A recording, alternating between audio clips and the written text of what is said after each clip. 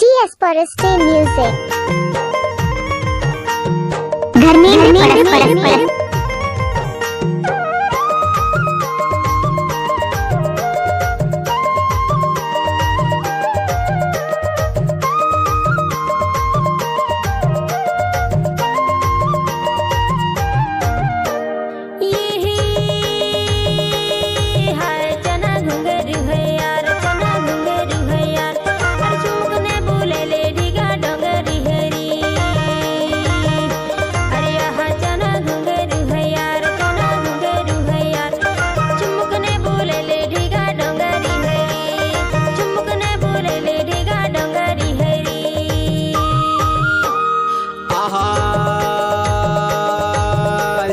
घुंघरू है वो, चना घुंघरू है वो, ठुमुक ने बोला थोड़ेगा डोंगरी है वो।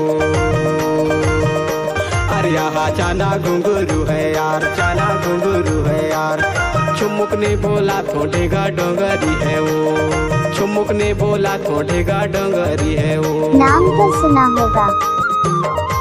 घर में परस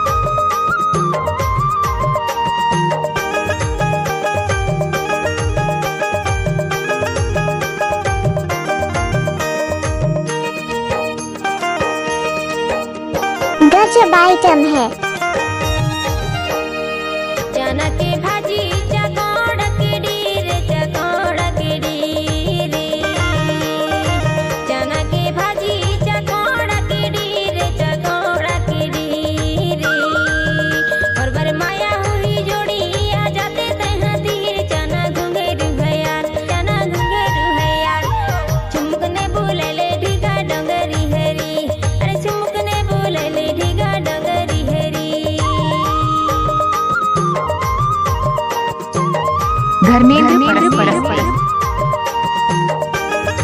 गजब आइटम है।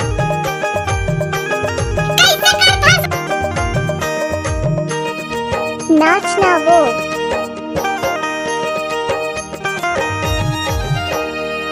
खिसा के पैसा गिनो नहीं जाए, वो गिनो नहीं जाए। खिसा के पैसा गिनो नहीं जाए, वो गिनो नहीं जाए। सोगा बंधी के मारे मिलो तो नहीं जाए। चना घुंघरू है यार, चना घुंघरू है यार, चुमुक ने बोला थोड़ेगा डोंगरी है रे। अरे चुमुक ने बोला थोड़ेगा डोंगरी है रे। नाम तो सुना होगा। घर में परस्ते।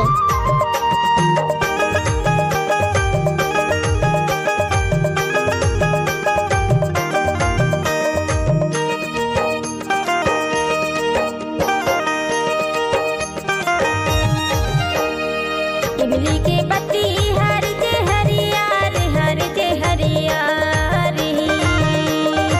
इमली के पत्ती हर जे हरियार, हर जे हरियार। घर में परस्ते।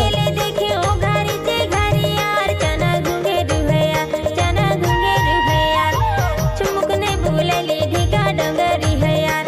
अरे चुमुक ने बोले ले ढीगा डोंगरी हरी। चुमुक ने बोला थोड़ेगा डोंगरी है वो।